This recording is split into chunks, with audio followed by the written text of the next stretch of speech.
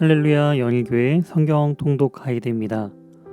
이번 한 주간 함께 나눌 통독 범위는 요나 1장부터 학계 2장까지입니다. 우선 요나서는 요나의 개인의 체험을 통해 하나님께서 모든 나라와 민족을 사랑하신다는 것을 우리에게 가르치고 있습니다. 그러면 각 장별로 간략한 내용들을 살펴보도록 하겠습니다. 요나 1장은 요나가 하나님의 그 부르심을 받고 달아나는 장면을 기록하고 있는데요. 요나는 아수르의 수도 니느웨로 가라는 하나님의 명령을 무시합니다. 니느웨 사람들이 회개할지도 모른다는 두려움 때문이었죠. 그는 니느웨 사람들이 계속 죄를 짓다가 멸망하기를 원했습니다. 잠잠했던 바다에 폭풍이 임한 것은 바로 요나의 잘못을 깨우치려는 하나님의 섭리였습니다. 우리도 고난 중에 있다면 하나님과의 관계를 또한 점검하는 기회로 삼아야 할 것입니다. 요나 2장은 요나의 기도의 모습이 등장하고 있습니다. 물고기 뱃속에 들어간 요나는 그제서야 하나님께 기도하기 시작합니다. 고난 때문에 하나님께 반응한 것이죠. 고난은 힘겹지만 때로는 이렇게 주님께 나아가는 축복이 되기도 합니다. 고난으로 인해 다시금 하나님을 간절히 붙드는 그런 요나의 모습을 또한 2장의 모습을 통해서 2장을 통해서 우리는 살펴볼 수 있습니다. 3장에서는 니느웨를 향한 하나님의 용서에 대한 부분들이 등장하고 있습니다.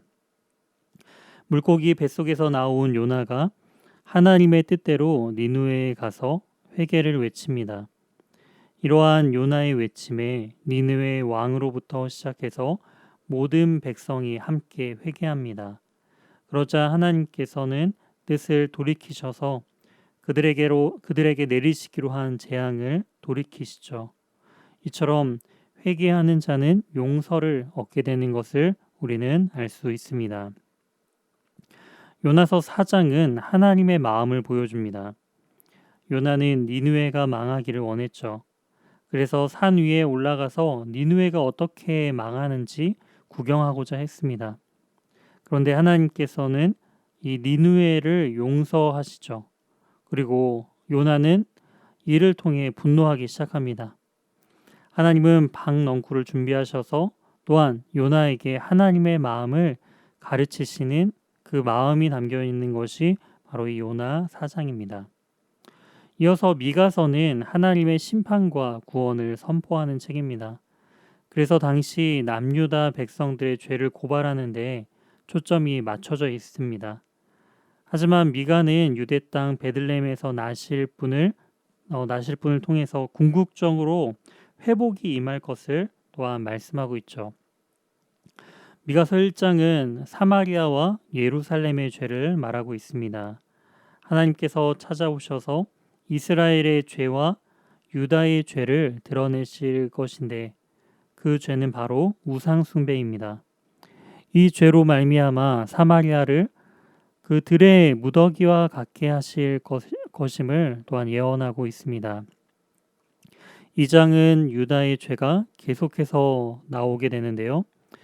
그들이 악행을 꾸미고 탐욕을 부림으로 남의 것을 강탈하는 죄를 범했다라고 말하고 있습니다. 그들이 침상에서 악을 계획한 것처럼 하나님도 그들을 향한 재앙을 계획하신다고 말씀하십니다. 3장은 정의롭지 않은 지도자들에 대한 고발을 담고 있습니다. 당시 이스라엘과 유다의 통치자들은 정의가 무엇인지를 몰랐습니다. 선을 행하기보다는 악을 좋아했습니다. 백성들을 착취하고 학대했죠. 지도자는 돈을 위해 사역해서는 안 되며 또한 주장하는 자세로 사람을 대해서는 안 됨을 우리는 알 수 있습니다. 4장은 예루살렘 성전의 파괴를 말한 직후에 끝날에 세워질 그 새로운 성전에 대해서 말씀하고 있습니다. 파괴된 성전은 이스라엘을 중심으로 하고 있었지만 새로운 성전은 온 세계의 중심이 될 것이며 평화의 상징이 될 것임을 말씀하고 계십니다. 5장은 구원자를 예언하고 있습니다. 지도자들의 부패로 멸망을 목전에 둔 남유다 백성들에게 참된 지도자를 약속하고 계시죠. 장차 베들레헴에서 태어나게 될 그분은 영원전부터 계셨던 분, 즉 하나님의 아들 예수 그리스도십니다. 예수님은 세상 지도자들처럼 군사적인 방법이 아니라 바로 십자가를 통해 우리에게 평화를 주실 것임을 예언하고 있습니다. 6장에서 미가 선지자는 하나님께서 원하시는 것은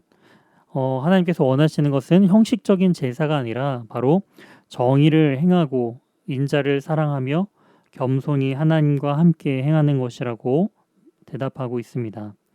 하나님께서 원하시는 것은 그저 한 번의 제사가 아니라 바로 우리의 삶 전체라는 것을 또한 우리에게 말씀해 주고 있죠.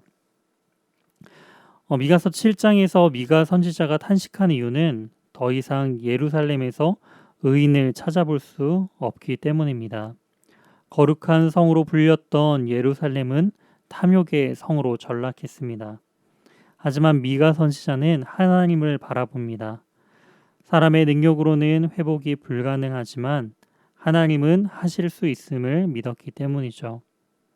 이어서 나훔서는 단순하게 보면 니느웨의 멸망을 예고하고 있는 책이지만 궁극적으로는 악한 권세 아래서 신음하는 모든 자들에게 소망을 주는 하나님의 말씀임을 기록하고 있습니다. 나훔 1장은 니느웨를 향한 하나님의 분노를 말하고 있습니다. 하나님은 질투하시고 보복하시며 진노하시죠. 하나님은 사랑이시며 동시에 공의로우십니다. 하나님의 공의가 니느웨를 향한 분노로 지금 나타나고 있습니다. 하나님의 사랑을 입은 사람들은 하나님의 공의도 사랑해야 함을 또한 우리에게 말씀해 주고 있습니다. 2장은 니느웨를 향한 하나님의 심판을 기록하고 있습니다. 니느웨는 자신의 강성함을 자랑했지만 하나님께서 한번 노를 바라시자 모든 것이 초토화됩니다. 본문은 산성을 지켜보고 파수꾼을 세워 그 힘을 다해 굳게 해보라고 그 니느웨를 조롱하고 있음을 또한 알 수 있습니다. 이어서 3장은 완전한 멸망을 당하는 니느웨가 얼마나 악했는지를 말씀하고 있습니다. 높은 자리에 있다고 낮은 자를 착취하는 자는 반드시 심판하시는 그 하나님의 공의로우심을 또한 보여주고 있습니다. 이어서 이제 하박국 말씀을 살펴보도록 하겠습니다. 1장에서 비틀어진 세상을 보며 그 호소하는 하박국 선지자의 질문이 기록되어 있습니다. 하박국 선지자는 하나님을 향해 묻습니다. 어찌하여 내게 죄악을 보게 하시며 폐역을 눈으로 보게 하시나이까? 라고 말이죠. 하박국 선지자의 질문에 하나님께서는 갈대아 사람들을 통해 심판을 준비하고 있다라고 말씀하십니다. 하나님은 우리의 그 질문에 대해 답변해 주십니다. 이처럼 우리의 인생 가운데 의문과 갈등이 생길 때 우리는 하나님께 나아가 물어야 합니다. 그 물음과 질문 앞에 하나님은 친히 우리에게 응답해 주십니다.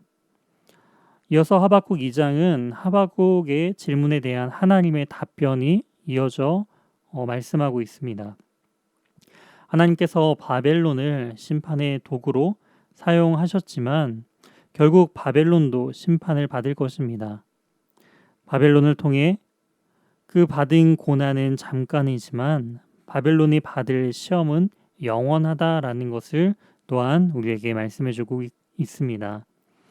이어서 3장은 하나님의 뜻을 알게 된 하박국은 기도하기 시작합니다. 주의 일을 이 수년 내에 부응하게 해달라라고 말이죠. 이처럼 이 하박국의 그 기도는요, 바로 바벨론을 통한 남유다의 심판을 속히 이루어 달라라는 그러한 기도입니다. 이제 하박국은 자신의 생각과 다른 하나님의 뜻을 겸허히 받아들이고 있습니다.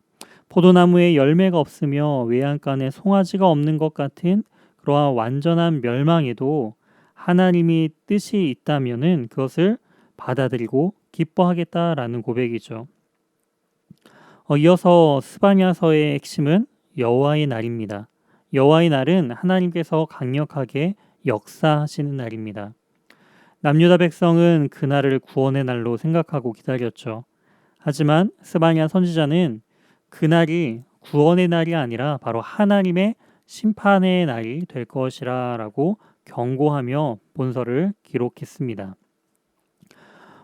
스바냐서 1장은 여호와의 날을 예고하고 있습니다. 그날에는 하나님께서 땅 위의 모든 것을 진멸하실 것입니다. 유다와 예루살렘에 남아있는 바알을 멸절하실 것이고 온갖 우상과 미신들도 쓸어버릴 것이며 그들을 섬긴 자들도 멸절하실 것임을 또한 말씀하고 계십니다. 이 장에서 스바냐 선지자는 거듭해서 모이라고 외치고 있습니다. 이제라도 하나님 앞에서 죄를 자복하고 또한 용서를 구하라라는 그러한 뜻이죠. 이처럼 겸손한 마음으로 자비를 구하는 자들은 여호와의 크고 두려운 날에도 숨김을 얻을 것입니다. 하나님의 은혜를 구하는 것보다 우선되어야 할 것은 바로 우리의 죄를 하나님 앞에 회개하는 일입니다. 이어서 3장을 통해 하나님께서는 자기 백성을 벌하시는 이유는 심판을 목적으로 하는 것이 아니라 바로 궁극적인 회복을 위함임을 우리에게 말씀해 주고 계십니다. 비록 여호와의 날이 분노와 또한 고통의 모습으로 찾아왔지만 지나간 이후에는 열매를 남길 것입니다. 하나님의 백성들은 더 이상 우상을 섬기지 않고 깨끗한 입술로 여호와의 이름을 부를 것이죠. 이어서 우리 마지막으로 학개서를 살펴보길 원합니다. 학개서는 여호와의 말씀이 이 선지자 학개로 말미암아 임하니라라는 이 문구로 시작하는 그 4개의 메시지로 구성되어 있습니다. 각각의 메시지는 회개를 요구하는 그 책망과 성전에 임할 그 복을 또한 상기시키고 또한 이스라엘 백성들로 하여금 성전 재건을 격려하고 있음을 알 수 있습니다. 학개서 1장은 성전 재건을 독려하는 말씀입니다. 본문은 우리에게 무엇이 중요한지 결정하게 합니다. 우리의 삶도 중요하지만 그것보다 더 중요한 것은 바로 우리의 신앙이다라는 것이죠. 우리의 마음속에 하나님께서 거하실 처소를 짓는 것보다 더 중요한 것은 없음을 말씀하고 계십니다. 이 장은 하나님께서 성전 재건을 하는 이들을 축복하시는 말씀입니다. 과거 솔로몬의 성전에 비해 새로 짓고 있는 이 성전은 너무나 작고 초라했습니다. 그러나 하나님은 이 성전에 영광이 충만하게 해주실 것이라고 약속하십니다. 이스라엘 백성들에게 주신 이 말씀을 통해서 하나님은 단순히 성전을 재건하는 것이 거룩한 삶의 전부가 아니라 바로 거룩한 삶은 하나님과 삶의 진정한 그 변화가 나타나는 삶임을 우리에게 말씀해 주고 있습니다. 이처럼 이 한 주간도 주님의 말씀 안에 거하며 예수님의 몸된 교회로 거룩하게 세워져 나아가는 저와 우리 연희교회 모든 성도님들이 되시길 주님의 이름으로 소망합니다. 함께 기도하시겠습니다. 하나님, 우리의 신앙이 때로는 너무나 조건적이 되어가고 있음을 주님 고백합니다. 삶의 어떠한 조건으로 인해 하나님을 믿는 신앙이 아닌 우리의 삶의 전부이신 그 주님만으로 만족하는 복된 인생들이 되도록 인도하여 주시옵소서. 한 주간도 이 말씀을 묵상하며 그 묵상 가운데 우리에게 말씀하시는 주님의 음성을 온전히 분별하길 소망하오며 이 모든 말씀 살아계신 예수 그리스도의 이름으로 기도드립니다. 아멘.